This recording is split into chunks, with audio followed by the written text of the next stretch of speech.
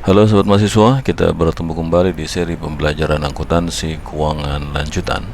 Dan kini kita masuk di chapter 4 tentang Consolidation Techniques and Procedures atau teknik dan prosedur penyusunan laporan keuangan konsolidasian.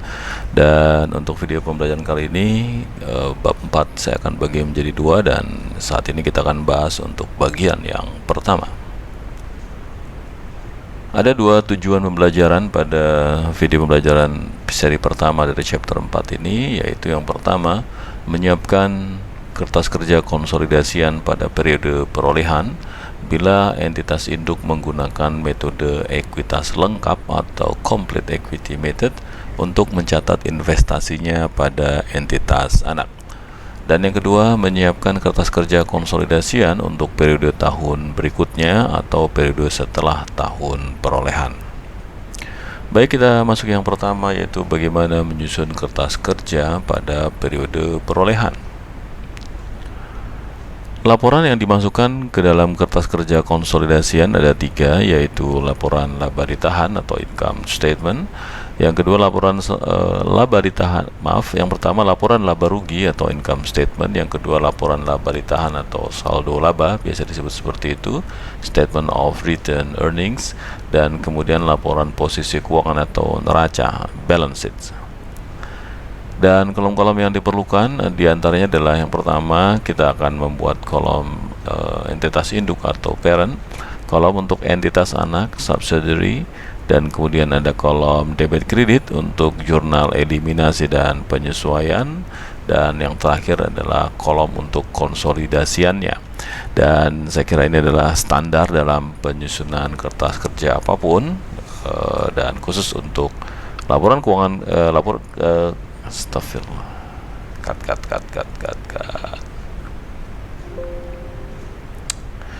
3, 2, 1. Halo sobat mahasiswa, kita bertemu kembali di seri pembelajaran akuntansi keuangan lanjutan, dan kita akan bahas chapter 4 tentang Consolidation Techniques and Procedures atau teknik dan prosedur penyusunan laporan keuangan konsolidasian bagian yang pertama. Pada bagian pertama ini ada dua tujuan pembelajaran yang akan kita capai. Yang pertama adalah menyiapkan kertas kerja konsolidasian pada periode perolehan bila entitas induk menggunakan metode ekuitas lengkap atau complete equity method untuk mencatat investasinya pada entitas anak. Yang kedua adalah menyiapkan kertas kerja konsolidasian untuk periode tahun berikutnya atau periode setelah tahun perolehan. Dan kita masuk yang pertama, bagian yang pertama atau tujuan yang pertama, yaitu kertas kerja pada periode perolehan. Laporan yang dimasukkan ke dalam kertas kerja ada tiga, yaitu laporan laba rugi atau income statements, laporan laba ditahan, ada yang menyebutnya dengan laporan saldo laba, statement of return earnings, dan yang ketiga adalah laporan posisi keuangan atau biasa disebut juga dengan neraca atau balance sheet. Sedangkan kolom-kolom yang diperlukan diantaranya adalah ada kolom untuk parents, entitas induk, ada kolom untuk subsidiary, entitas anak, kolom jurnal untuk eliminasi dan penyesuaian.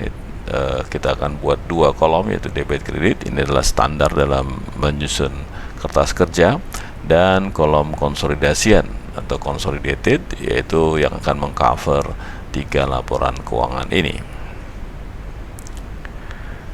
Adapun tahap membuat kertas kerja, yang pertama adalah masukkan data entitas induk dan data entitas anak. Anda lihat laporan keuangan induk dan laporan keuangan anak pada nilai buku 100%. Jadi khusus entitas anak nanti nilai bukunya 100%, atau kita bisa ambil saja di laporan keuangan entitas anak, tentu saja di sana tercantum nilai buku 100%. Meskipun ketika entitas induk memiliki saham entitas anaknya kurang dari 100%. Kemudian yang kedua, masukkan jurnal eliminasi ke kolom debit dan kredit, lakukan pengecekan jumlah totalnya, biasakan lakukan seperti itu. Kemudian yang ketiga, untuk pendapatan atau revenues, liabilities atau liabilitas dan ekuitas konsolidasian selain laba ditahan akhir, jumlahkan saldo entitas induk dan entitas anak, kemudian kurangi dengan kolom debit dan tambahkan dengan kolom kredit. Untuk kolom aset konsolidasian, jumlahkan saldo entitas induk dan entitas anak, tambahkan dengan kolom debit dan kurangi dengan kolom kredit. Untuk penghasilan, income, laba ditahan akhir, dan seluruh subtotal serta seluruh total dihitung langsung ke dalam kolom konsolidasian. Catatan, total aset konsolidasian harus sama dengan total liabilitas dan ekuitas konsolidasian atau biasa disebut dengan balance. Dan yang kedua, beban atau expenses pada laporan laba rugi dan dividen pada laporan laba ditahan umumnya tersaji dalam angka negatif. Oleh karena itu, hitung jumlah konsolidasian seperti halnya untuk pendapatan. Ini adalah kunci dalam penyusunan kertas kerja konsolidasian. Ada 7 jurnal yang perlu Anda buat, yang perlu Anda susun untuk menyusun laporan keuangan konsolidasian. Untuk chapter ini tentu saja belum 7-7-nya yang akan kita bahas, tetapi sebagian saja.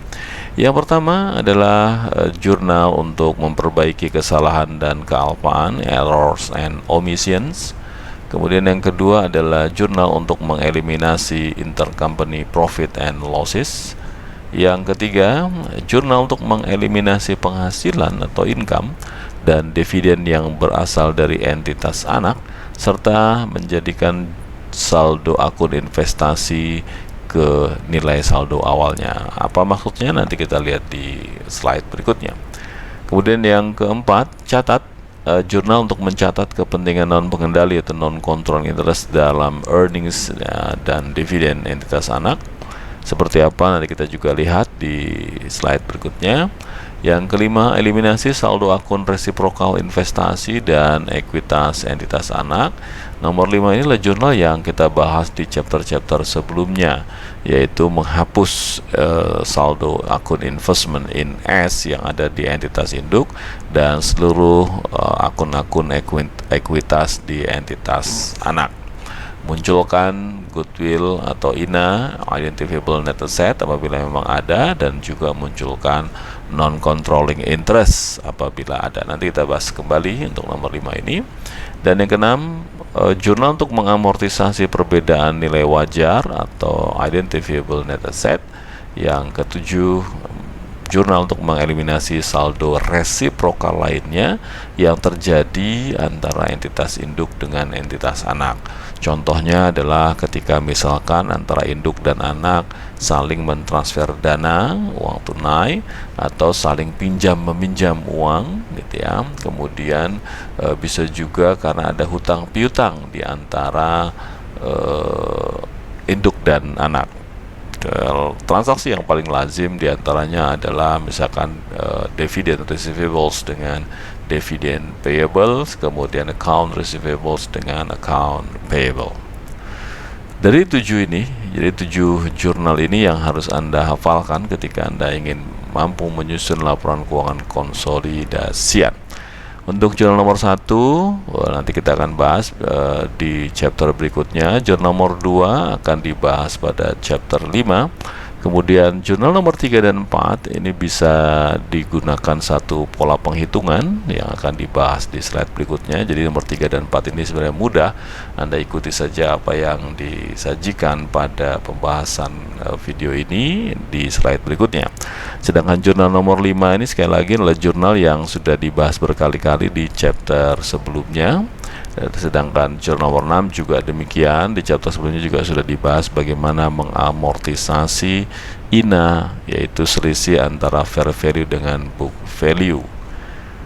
Baik, kita masuk pembahasan melalui contoh. Di sini ada data Pop and Son. Pop membayar 176 untuk mendapatkan 80% kepentingan Son. Saya singkat P, Pop untuk Pop, dan S untuk Sons, ya. Sehingga P membayar 176 untuk mendapatkan 80% kepentingan S pada tanggal 1 Januari 2016. Pada saat itu ekuitas S terdiri dari modal saham sebesar 120 dan laba ditahan sebesar 60, atau total ekuitas modal S atau ekuitas S adalah 180. Seluruh ekses dialokasikan sebagai paten dengan masa manfaat 10 tahun. Jadi di sini sudah ditetapkan apabila ada ekses, ingat ekses adalah selisih antara cost dengan book value. Book value yang dimaksud di sini adalah book value of net asetnya S ya. Jadi apabila ada ekses tadi dialokasikan sebagai paten, aktiva tak berwujud dan atau aset tak berwujud dengan masa manfaat 10 tahun. Income dan dividen S sebagai berikut. Di tahun 2016 S membukukan net income sebesar 50 dan membayarkan dividen sebesar 30. Di tahun 2017 S membukukan net income sebesar 60 dan membayar dividen sebesar 30. Nah, bagaimanakah dari data ini kita menyusun laporan keuangan konsolidasian dengan terlebih dahulu melalui penyusunan kertas kerja konsolidasian. Yang harus Anda lakukan atau yang pertama kali Anda lakukan adalah lakukan analisis, yaitu untuk mengetahui apakah ada selisih antara cost dengan book value. Karena selisih antara cost dengan book value adalah ekses. Mengenai hal ini sudah dipaparkan, sudah dijelaskan di chapter-chapter sebelumnya. Jadi yang pertama Anda lakukan adalah tentukan tuh berapakah cost yang dikeluarkan oleh P untuk mendapatkan 80% kepentingan atau saham S. Disesuai dengan soal tadi, nilainya adalah 176. Dan ingat, setelah Anda dapatkan data cost ini, karena cost ini adalah 80%, maka Anda perlu melakukan implied penghitungan, implied value, atau Anda men-100%kan cost tersebut. Caranya adalah, ya tentu saja mudah ya, 176 dibagi dengan 80%, ini ya 176 dibagi 80% sama dengan 220. Selanjutnya Anda bandingkan dengan book value of net asetnya S, tadi adalah 120 plus 60, 120 modal saham, 60 laba ditahan, sehingga totalnya adalah 180. Dan berarti ada selisih sebesar 40 yang kita catat sebagai ekses.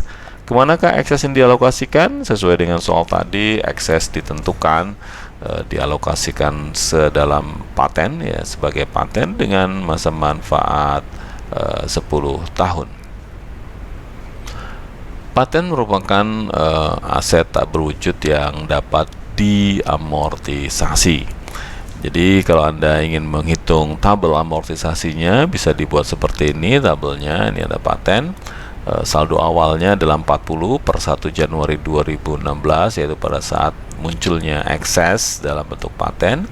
Berarti amortisasi tahun pertama adalah 40 dibagi 10, karena untuk aktiva atau aset tak berwujud, pengamortisasian paten adalah menggunakan metode garis lurus ya, straight line method.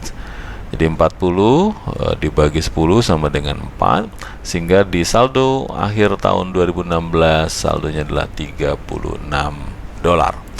Dan di tahun 2017 nanti pun juga akan diamortisasi dengan angka yang sama, yaitu sebesar $4, sama, sehingga nanti di akhir tahun 2017 saldonya menjadi 32. Begitu seterusnya untuk tahun 2018, 19 dan seterusnya selama 10 tahun selanjutnya.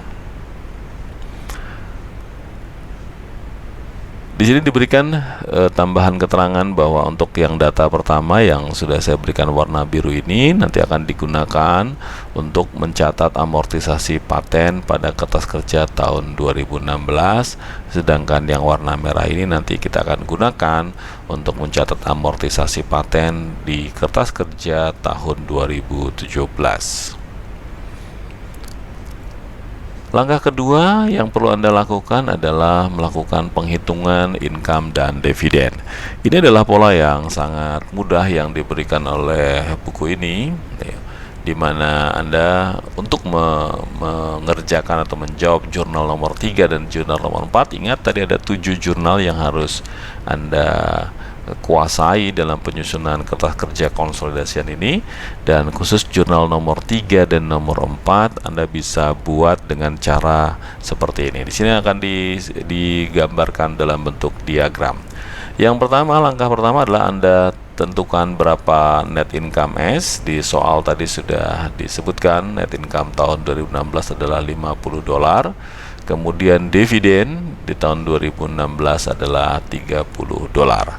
Nah, untuk net income S sebesar 50 dolar ini harus dikurangkan terlebih dahulu dengan amortisasi INA ya, karena tadi INA-nya dalam bentuk paten, dan tadi kita tahu amortisasinya adalah sebesar 4, maka adjusted income-nya adalah 50 kurang 4 sama dengan 46. Jadi langkah pertama yang Anda perlu lakukan adalah menetapkan adjusted income, nilainya berapa, dan kemudian menentukan dividennya, di mana adjusted income adalah net income S dikurangi amortisasi. Ini yang harus Anda ingat baik-baik, karena apabila Anda bisa menghitung kedua angka ini yang saya buat warna biru dan merah ini, maka Anda dipastikan dengan mudah dapat menentukan atau menyusun jurnal nomor 3 dan jurnal nomor 4.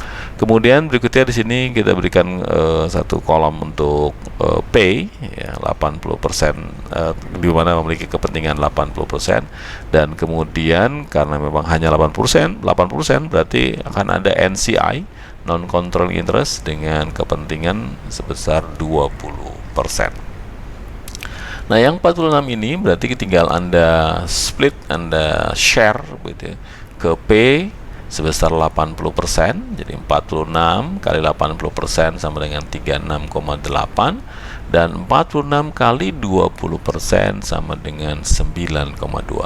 Jadi 46 ini Anda split sebagai kepemilikan P, dan kemudian berapa kepemilikan NCI. Demikian pula dengan dividen. Dividen Anda split juga berapa kepemilikan P atau haknya P, begitu saya biasa sebutnya, dan kemudian berapa hak yang dimiliki oleh NCI. Tentu saja sesuai dengan persentasenya, jadi 30 kali 80% sama dengan 24, dan 30 dikali 20% sama dengan 6. Nah, dua angka inilah yang akan kita gunakan sebagai angka yang dimasukkan pada jurnal nomor 3, dan ini adalah angka yang akan kita gunakan untuk jurnal nomor 4. Seperti apa jurnalnya nanti kita lihat di slide berikutnya ya. Ini adalah penyusunan pembuatan jurnal pada penyusunan kertas kerja konsolidasian di tahun 2016 sesuai dengan penjelasan sebelumnya. Ada 7 jurnal, 1, 2, 3, nanti di slide berikutnya ada 4, 5, 6, 7. Kita ikuti, di mana jurnal nomor 1 di sini tidak ada kesalahan dan kealpaan, tidak ada errors dan omissions ya. Berarti tidak ada jurnal untuk nomor 1. Untuk jurnal nomor 2 juga tidak ada jurnalnya karena tidak ada intercompany profit and losses transaction. Untuk materi tentang intercompany profit and losses transaction ini akan dibahas di chapter 5. Jadi di sini masih kosong.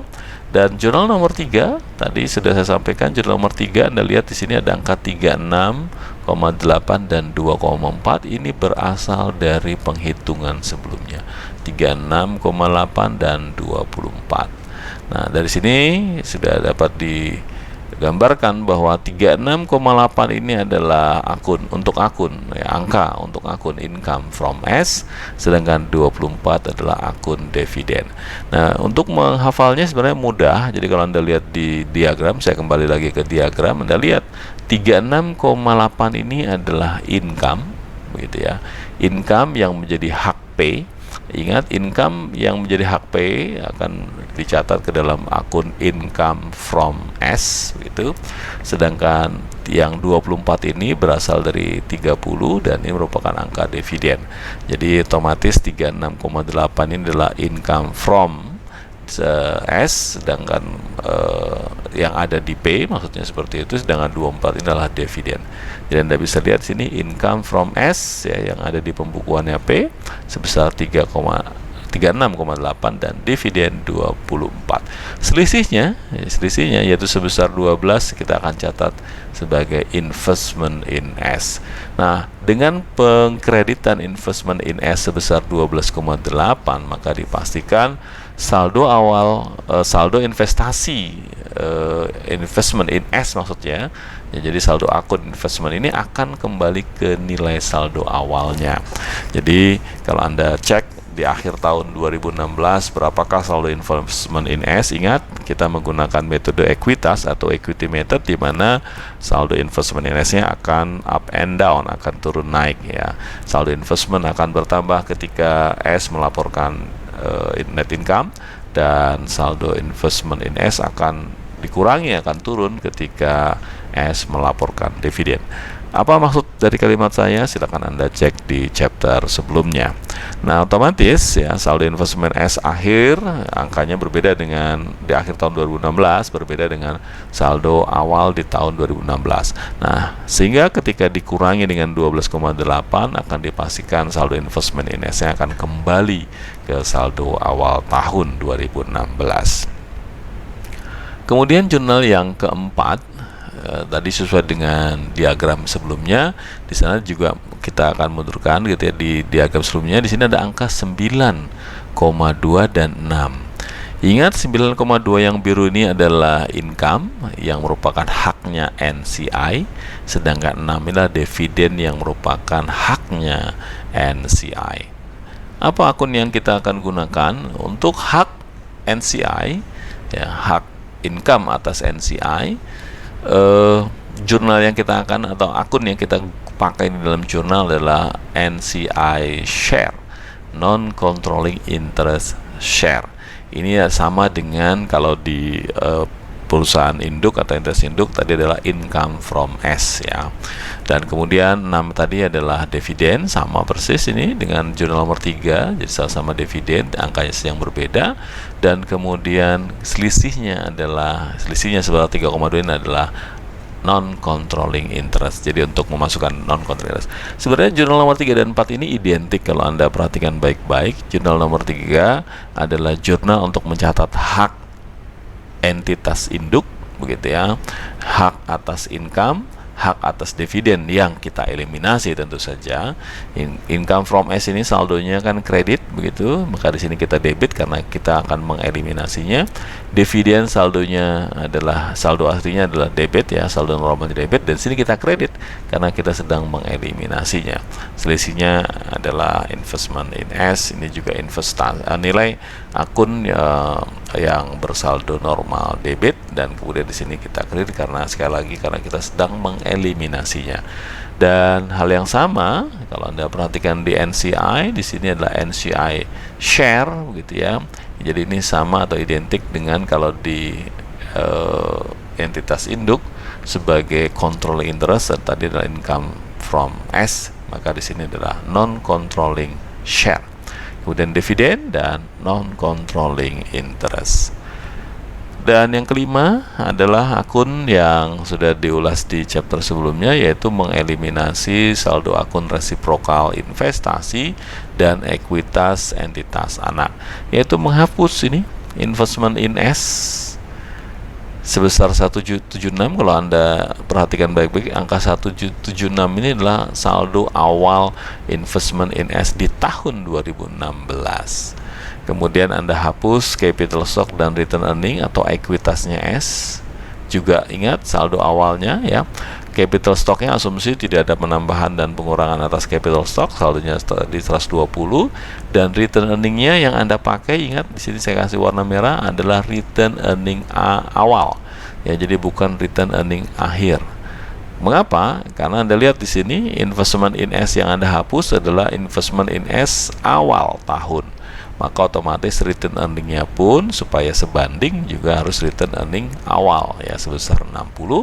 Dan kemudian selisihnya dimasukkan sebagai paten. Ingat tadi ada excess ya.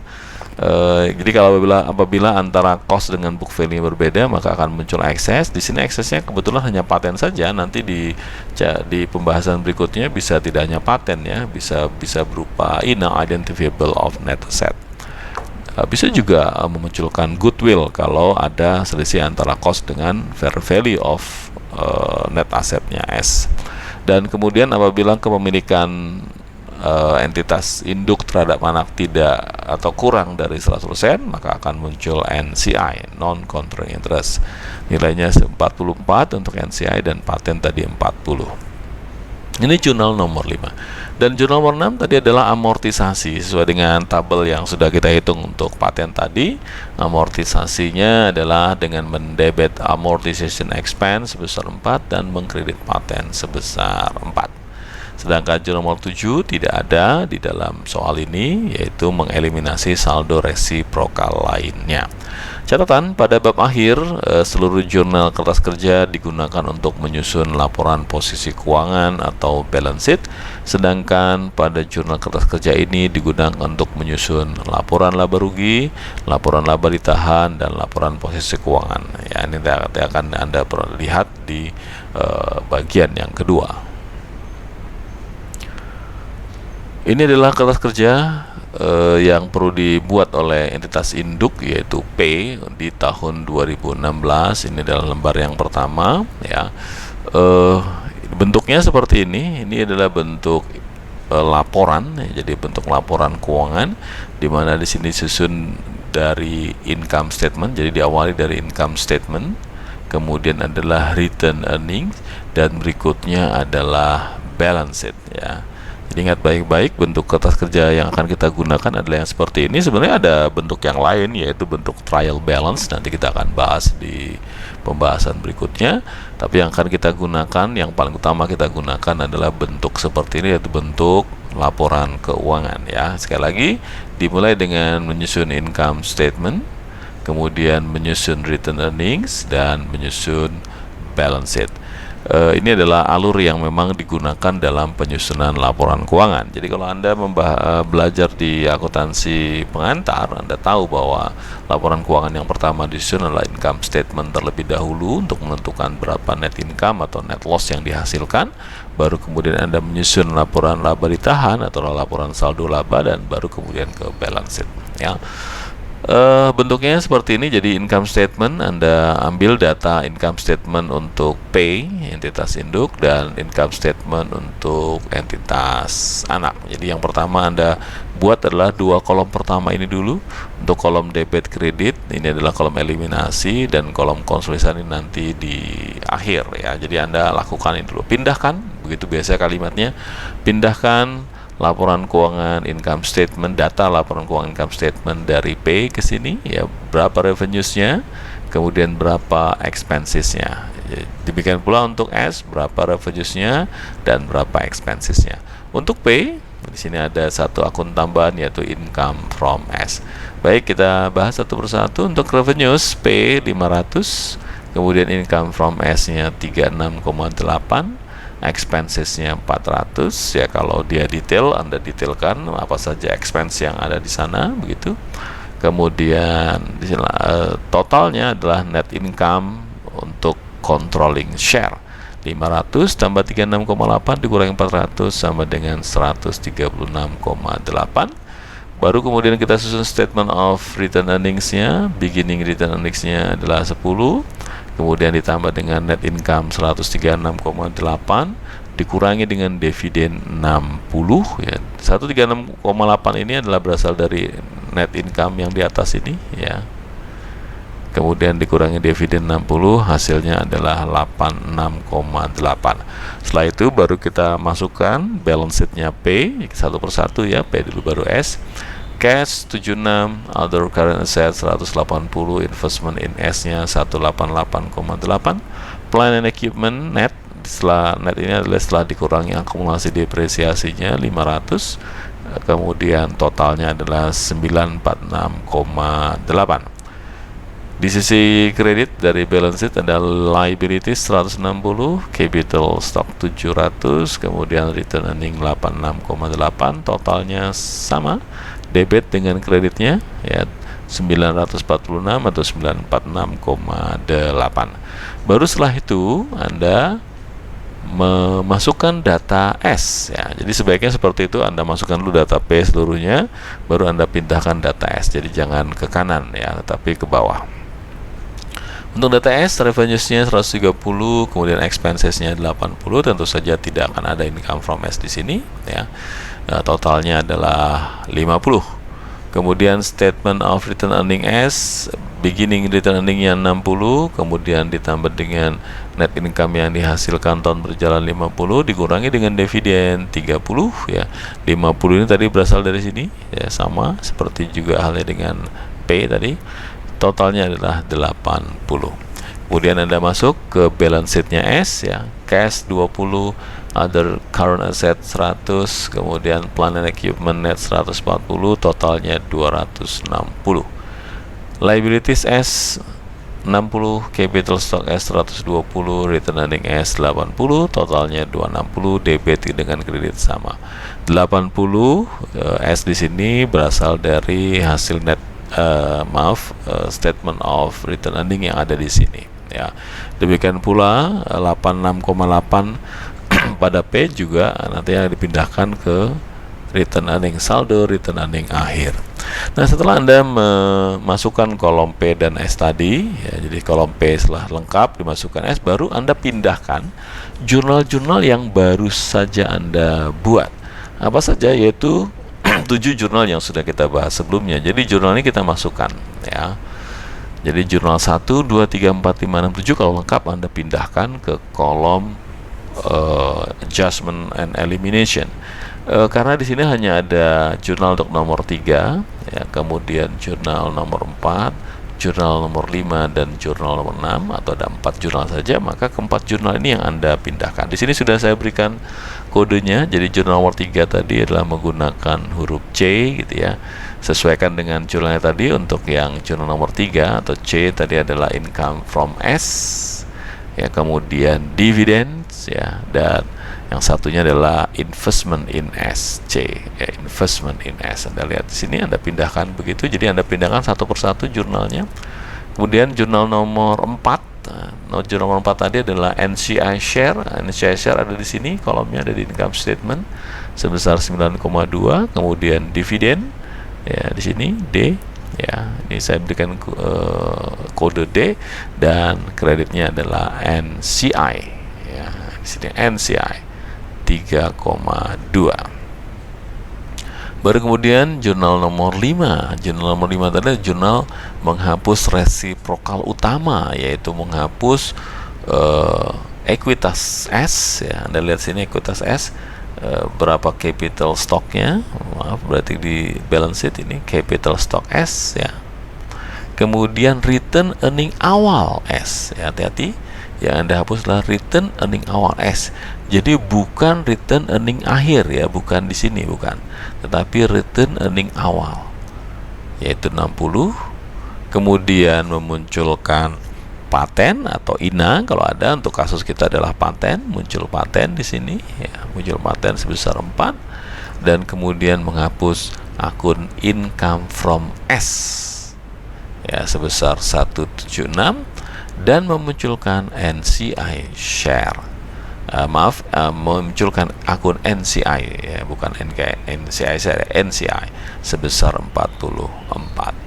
Dan kemudian jurnal yang keenam adalah jurnal amortisasi ya. Jadi akan mencatat expense di sana, adalah amortization expense lengkapnya ya. Karena di sini hanya ada kolom expense, kita bebankan ke sini, dan mengkredit paten. Anda lihat di sini paten. Jadi seperti itu caranya Anda satu persatu pindahkan jurnal adjustment and elimination yang Anda buat tadi ke dalam kolom ini. Nah, baru kemudian langkah berikutnya adalah Anda ke sisi kanan ya. Jadi Anda menjumlahkan per baris seperti ini. Revenues 500 ditambah 130, di sini kosong ya. Karena ini adalah revenues, ini adalah akun bersaldo kredit, berarti kalau ada di sini ada angka, seandainya sini ada angka, berarti ini akun ini akan menambah. Kalau ada di sini berarti dia akan mengurangi ya. 500 ditambah 30, di sini kosong, berarti sama dengan 630. Kemudian untuk income from S-nya Anda lihat sini 36,8 ditambah dengan sisi kredit kalau ada, dikurangi dengan sisi debit. Berarti di sini 36,8 dikurangi dengan di sisi debit sama dengan 0. Dan perlu Anda ketahui bahwa dalam penyusunan kertas kerja konsolidan yang benar, income from S, saldo income from S pasti akan 0. Jadi apabila di sini tidak nol, berarti ada yang keliru, khususnya ketika Anda mungkin menghitung jurnal eliminationnya. Jadi waktu Anda menyusun jurnal-jurnal 1 sampai 7 tadi yang sudah dibahas, ada kesalahan dalam menghitung angka sehingga di sini angkanya tidak nol. Ya, jadi tapi jangan Anda nolkan ya. Jadi nol itu karena memang perhitungannya sudah benar seperti ini. Kemudian expensesnya 400 ditambah dengan 800 ditambah dengan, karena expenses ini biasa dikasih di sini pakai tanda kurung, tanda minus ya.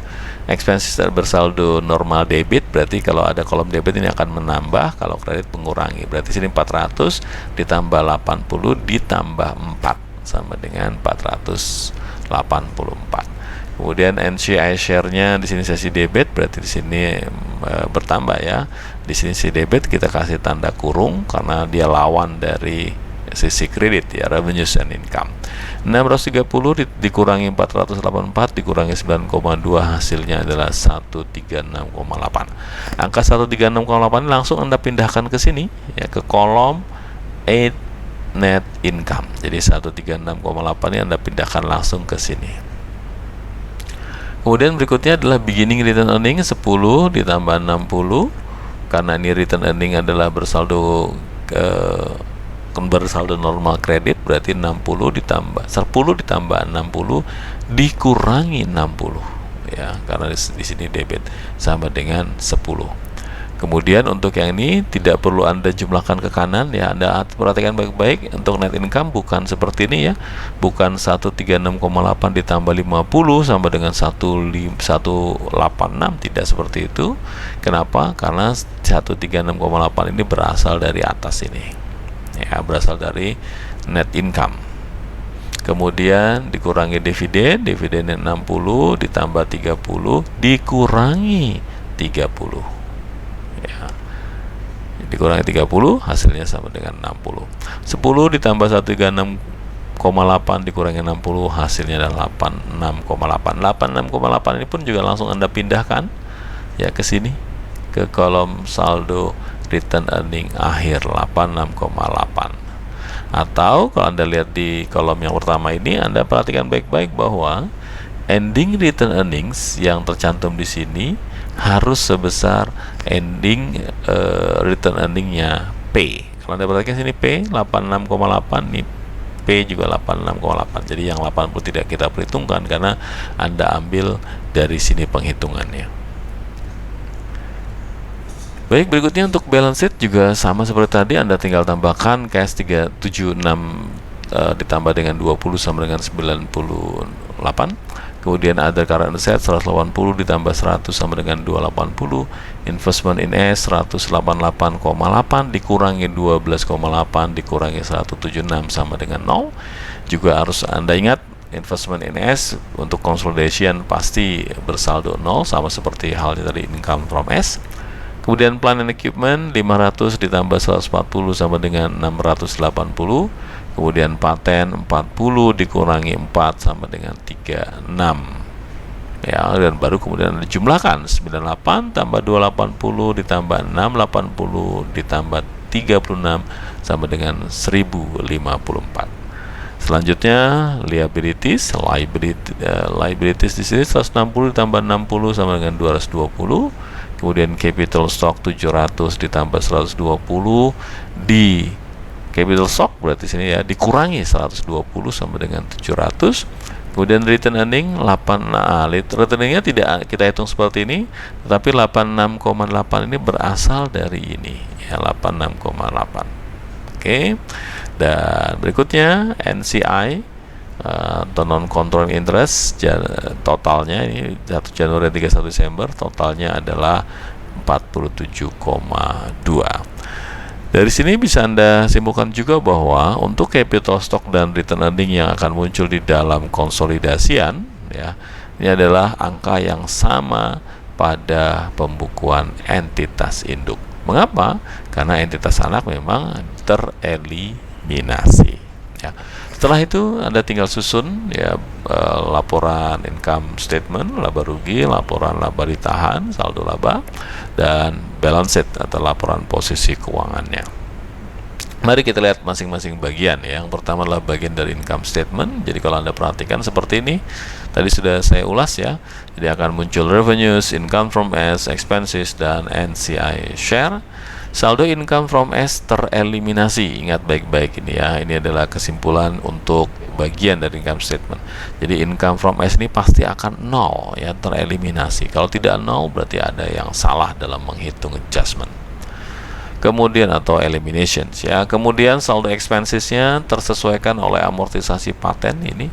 Expenses teramortisasi ya, tersesuaikan, jadi 400 ditambah 80 ditambah lagi dengan paten ya, sebesar 4 yang paten yang teramortisasi. Kemudian pada metode ekuitas saldo NCI nilainya selalu proporsional dengan saldo income from S. NCI di sini adalah NCI share maksudnya ya. Jadi inilah yang menarik dari metode ekuitas, dia akan selalu antara NCI share dengan income from S atau NCI saja dengan investment in S, itu selalu proporsional.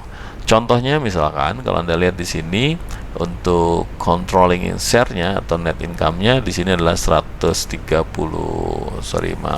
oh ini dia, income from S, income from S-nya adalah 36,8 ya. 36,8 ini adalah 80%. Maka NCI share-nya dia adalah pasti 20%-nya. Jadi 36,8 ini adalah 80%-nya gitu ya. Maka 20%-nya itu pasti adalah yang 9,2. Ini di sini ya, 36,8 80%. Jadi kalau Anda ingin 100% kan dulu juga boleh gitu ya. 36,8 dibagi 80% gitu ya. Baru kemudian Anda kalikan 20%. Seperti ini ya. 36,8 dibagi 80% dikali 20% sama dengan 9,2. Ini yang disebut dengan selalu proporsional. Demikian pula nanti untuk income, untuk investment in S dan NCI-nya. Kemudian kita lihat bagian dari return earnings. Di sini ada saldo awal return earningnya ya, 60 dikurangi 60 sama dengan 10. Kemudian net income-nya 136,8 ditambah 50 sama dengan 136,8. Sedangkan dividennya ya di sini 60 ditambah 30 ya sini ya, kemudian dikurangi dengan 24 dan 6 ya, di sini dikurangi 24 dan 6, maka hasilnya adalah 60. Atau dengan kata lain, dividen yang muncul di dalam consolidation ini, kolom consolidation ini akan sama dengan dividennya induk ya, P. Saldo awal return earning S tereliminasi ya. Ingat baik-baik, yang tereliminasi adalah saldo awal dari return earning, bukan saldo akhirnya. Kemudian seluruh dividen S tereliminasi. Anda lihat sini seluruh dividennya S tereliminasi ya. Kemudian saldo net income tidak dihitung dengan cara ditambahkan, maksudnya ini tidak ditambahkan ya. Maaf, net income ini bukan ditambahkan ya. Jadi bukan ditambahkan begitu saja. 136 ditambah 50 sama dengan 136, bukan, tetapi 136 ini 136,8 ini berasal dari sebelumnya ya, ini dari sini 136,8 ya. Kemudian saldo akhir return earning dihitung dari kolom konsolidasian. Juga demikian, yang ini dihitung dari kolom konsolidasian, yaitu ini 10 ditambah 136,8 dikurangi 60 sama dengan 86,8. Kemudian untuk bagian aset, saldo investment in S tereliminasi. Ingat ini saldo investment in S tereliminasi. Paten pada awal tahun adalah 40 dan amortisasi tahun berjalan 4, maka pada akhir tahun menjadi 36 ya. Paten pada akhir tahun menjadi 36. Kemudian jumlah total dihitung dari kolom konsolidasian ya. Ini jadi 1054 ini berasal dari penjumlahan ini, itu maksudnya. Kemudian dari sisi liabilities atau liabilities and equity-nya adalah saldo Sons capital stock tereliminasi ini. Jadi capital stock S ini 120 tereliminasi, hilang, sehingga di sini 700. Kemudian return earning akhir atau return earning tidak dihitung dengan cara ditambahkan, melainkan diambil dari statement of return earning. Jadi 86,8 bukan ditambahkan dengan 80 sama dengan sekian, tidak, tapi 8,68 ini dihitung atau diambil dari saldo return earning. Ya, ini 86,8. Nah, diambil dari sini.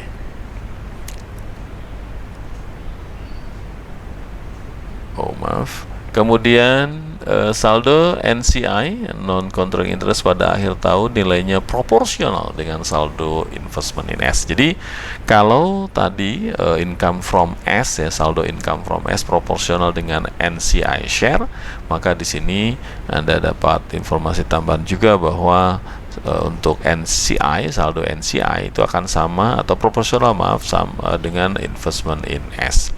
Jadi kalau investment in S-nya di sini, ya, saldo investment ada 188,8, ini adalah 80%-nya, maka 20%-nya adalah 47,2.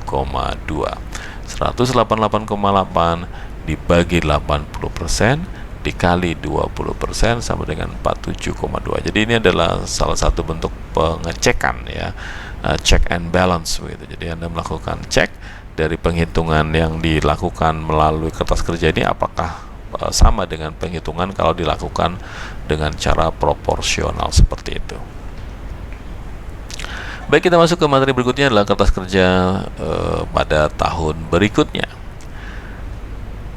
Kita masuk di tahun 2017. Jadi kalau tadi adalah tahun 2016, maka di tahun 2017 hal yang sama perlu Anda lakukan. Ini sama persis, ya. Jadi Anda hitung berapa cost dari S ketika 80%, dan kemudian Anda implied value kan, Anda 100% kan, kemudian Anda bandingkan dengan book value dan selisihnya adalah excess, dan kemudian kita hitung excess di sini dibebankan atau dialokasikan sebagai paten, dan paten diamortisasi, sehingga kita hitung amortisasi tahun 2017. Nilai amortisasinya adalah sama, yaitu $4, ya. $4. Ini mohon maaf, ini salah angkanya, di sini harusnya 4, ya, bukan 24, ini 4, ya. Jadi 36 dikurangi 4, ya, sekali lagi ini salah, ini 4 sama dengan 32. Dan penghitungan income dividennya sama seperti sebelumnya di tahun 2016, yaitu membuat diagram. Anda tentukan berapa net income tahun berjalan tahun 2017, kemudian dikurangi, ingat ya, selalu dikurangi dengan amortisasi excess, ya, dalam bentuk INA atau yang lainnya, yaitu sebesar 4, sehingga Anda mendapatkan adjusted income. Dan kemudian Anda ambil berapa data dividen yang dibayarkan oleh S, ya. Jadi ingat, ini datanya S, ya. Anda lihat berapa, kemudian Anda share 56 ini 80% ke P sebesar 44,8 dan 20% ke S, ke NCI. Kemudian yang 30 ini juga 80% ke P dan kemudian 20% ke NCI. Ingat baik-baik angka ini, ya, 44,8 dan 24 ini untuk menentukan jurnal nomor, ya, nomor 3, ya. Dan sedangkan yang 11,2 dan 6 ini kita gunakan untuk menyusun jurnal nomor 4, ya. Jadi sebenarnya kalau Anda sudah bisa menyusun bagan atau diagram seperti ini, maka dipastikan Anda bisa menentukan jurnal nomor 3 dan jurnal nomor 4. Kalau Anda salah menghitung, ingat ya, kalau Anda salah menghitungnya, maka tentu saja jurnal nomor 3 dan 4-nya juga akan menjadi salah, dan itu akan berdampak kepada jurnal yang lain. Sama seperti sebelumnya, kita sesuaikan, yaitu tadi ada 7 jurnal, ya. Buku ini sangat konsisten, gitu ya. Jadi kita hitung satu persatu. Untuk jurnal nomor 1 masih kosong, tidak ada. Kemudian jurnal nomor 2 juga belum ada transaksinya, ya. Kemudian jurnal nomor 3 tadi sesuai dengan penghitungan diagram, ingat ya, akan mendebit income from S dan mengkredit dividen, serta selisihnya akan dicatat sebagai investment in S, karena ini adalah haknya CI, haknya entitas induk. Kemudian kita catat jurnal nomor 4, ya, mencatat haknya NCI dengan mendebit NCI share, mengkredit dividen dan mengkredit NCI. Angkanya ini ya 11,2, 6 dan 5,2. Kemudian jurnal nomor 5 adalah jurnal untuk mengeliminasi ekuitas S ya, jadi seluruh akun ekuitas S dan akun investment in S pada ekuitas induk ya. Dan yang perlu Anda ingat baik-baik, jangan sampai lupa lah, ini saya ulangi lagi, return earning yang dipakai adalah return earning awal ya, jangan return earning akhir. Di sini capital stock S-nya 120, return earning awalnya adalah 80, awal tahun 2017 ya. Ingat baik-baik, kita sedang berada di tahun 2017 atau 1 tahun setelah proses perolehan S oleh P. Kemudian patennya 36, ya ingat ya, patennya tidak 40 lagi. 40 tadi adalah di awal tahun 2016. Di awal tahun 2017 patennya saldonya adalah 36. Kemudian investment in S 188,8 dan NCI-nya 47,2. Ingat, sebenarnya angka ini adalah bersifat proporsional. Jadi 188,8 adalah 80%, maka 47,2 ini adalah 20%-nya karena ini bersifat proporsional. Yang berikutnya keenam adalah amortisasi. Ya, jadi ini amortisasi INA. Dalam hal adalah paten, yaitu amortization expense 4 dan paten 4. Dan kemudian nomor 7, meskipun tadi tidak dijelaskan, tapi nomor 7 ini untuk memberikan gambaran kepada Anda, apabila ada informasi mengenai akun resiprokal, yaitu akun imbal balik antara entitas induk dengan entitas anak, biasanya dalam bentuk hutang piutang ya, maka hutang piutang tadi harus dihapuskan. Dalam kasus ini, di sini ada hutang piutang antara P dengan S, jadi akan dihapuskan payable dan receivables-nya. Jadi di jurnal nomor 7 ini selalu akan mendebit payable dan selalu akan mengkredit receivables. Tinggal sesuaikan namanya saja, apa namanya. Jadi kalau di sini notes payable, notes receivables. Kalau dia berupa accounts payable, account receivables. Kalau dia dividend payable dan dividend receivable. Selalu seperti itu ya. Dan sebelumnya tadi ada keterangan seperti ini. Jurnal nomor 5 mengeliminasi akun investment in S dan memunculkan akun NCI sebesar nilai awal tahun berjalan. Jadi untuk menginformasikan kembali kepada Anda bahwa antara akun investment in S dan NCI itu sifatnya selalu proporsional ya. Jadi kalau mau dihitung, jadi apabila Anda mau hitung, implied value-nya adalah 176 dibagi 80 ya. Ini adalah 100%-kan cost tadi, nilainya 220, kemudian ditambah dengan peningkatan, increase in return earning, peningkatan di dalam laba ditahan from acquisition dari tanggal perolehan to the beginning of the current year, sehingga dari tahun perolehan pertama kali kapan hingga awal tahun berjalan. Nilainya adalah 20, yaitu 80. Ini adalah return earning pada awal tahun 2017 ya, dikurangi dengan 60 80 ini adalah saldo awal return earning di tahun 2017 dikurangi dengan berapa return earning tanggal perolehan. Return earning tanggal perolehan adalah 60. Jadi 80 dikurangi 60 sama dengan 20. Kemudian dikurangi dengan amortisasi yang sudah dilakukan. Ya, amortisasi sudah dilakukan, tentu saja amortisasi tahun 2016 saja, yaitu sebesar 4. Sehingga nilainya menjadi 220 ditambah 20 dikurangi 4 sama dengan 236. Ini adalah adjusted value untuk S di tanggal 1 Januari 2017 atau awal tahun 2017, 236. Nah, 236 ini 80%-nya ya, 80% adalah 188,8, 20%-nya adalah 47,2. Di mana nilai 236 ini sebenarnya berasal dari sisi debit yang ada di jurnal nomor 5 tadi, yaitu 120 ditambah 80 ditambah 36 ya. Kalau Anda lihat sini 120 tambah 80 tambah 36, 80%-nya adalah 188,8, 20% dari total ini adalah 47,2. Jadi sebenarnya di slide ini ya, slide yang Anda lihat ini sebenarnya untuk menjelaskan jurnal nomor 5. Tentu saja kalau Anda ikutinya, Anda mendapatkan angkanya berasal dari data-data yang ada di laporan keuangan, ya hasilnya akan seperti ini. Namun apabila gitu Anda ingin membuktikan berapakah sebenarnya nilai adjusted value of as per 1 Januari 2017 atau awal tahun 2017, maka Anda bisa menggunakan pola penghitungan seperti ini. Jadi ini hanya untuk pembuktian saja, ya.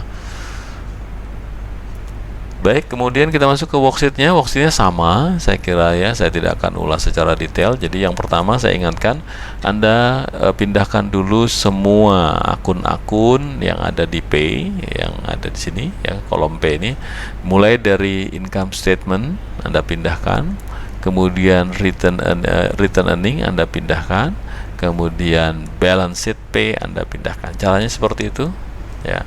Baru cara yang kedua, langkah kedua adalah Anda pindahkan pembukuan S, ya, mulai dari income statement S, kemudian return earningnya S, dan balance sheetnya S, ya, Anda pindahkan seperti itu.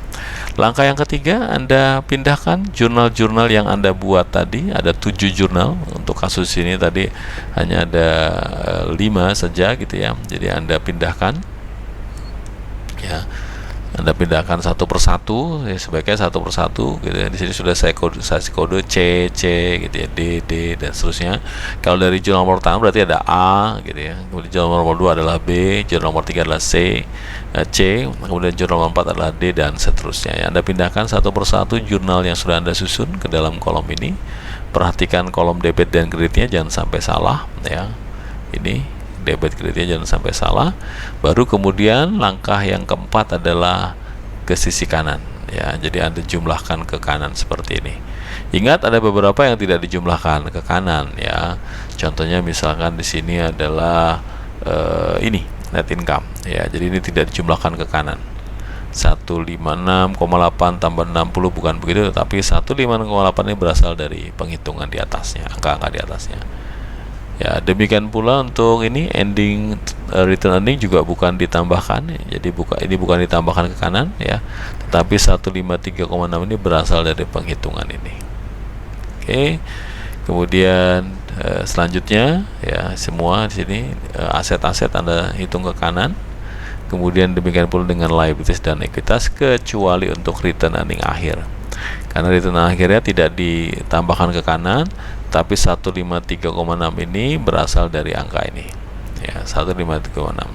Sama dengan untuk ini net income juga 156,8 ini berasal dari atasnya, ya. Jadi hati-hati untuk angka-angka yang tadi sudah saya berikan clue, ya.